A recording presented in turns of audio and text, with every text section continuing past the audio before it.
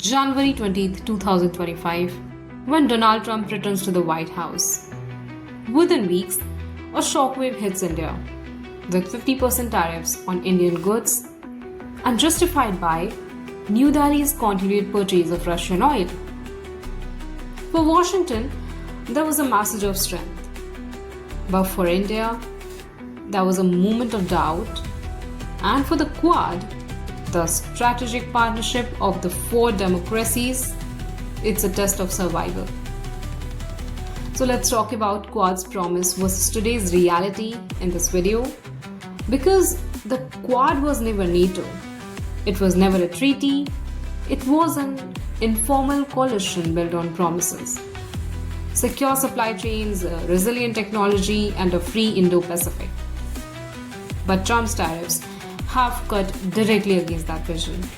Instead of economic cooperation, India faces economic challenges. Instead of trust, doubts still remain. And here lies the paradox. The Quad was supposed to be about a prosperous Indo-Pacific. Yet today, each member has its own calculations. Let's take an example. India shares a 3,488-kilometer border with China and must avoid overt confrontation. On the other side, Japan and Australia rely heavily on Chinese markets. The United States is distracted, or we should say they want to be distracted. Depends upon different theories. They pulled by wars in Europe and tensions in the Middle East.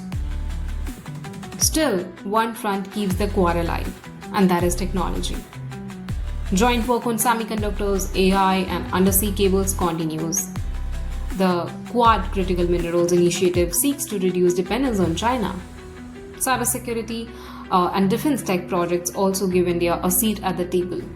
Which means this is not just about gadgets, it's about who builds the backbone of tomorrow's world.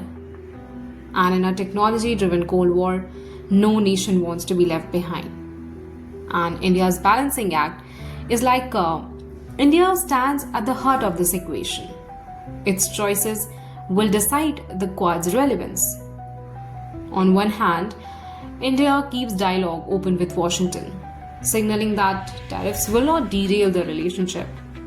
On the other, New Delhi expands ties with BRICS. Here, India finds economic partnerships free of Western lectures. Meanwhile, India continued its old strategy, which is the strategic autonomy, not fully with the US, not fully with Russia or China, but with enough overlap to benefit from all. And this gives India leverage. It also makes Quad unity fragile. So where does the Quad stand in late 2025? So it is not absolute, but it is not united. It has a strength in technology cooperation, but weaknesses in economic trust. It has ambition in Indo-Pacific security, but lacks the binding force of NATO.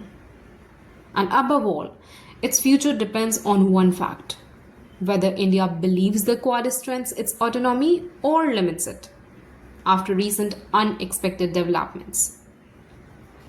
And these tariffs of 2025 by Donald Trump may be remembered as the moment of Quad was shaken. But history will record whether it was also the moment of Quad evolved from an informal club into a true resilient partnership. But for now, the world watches.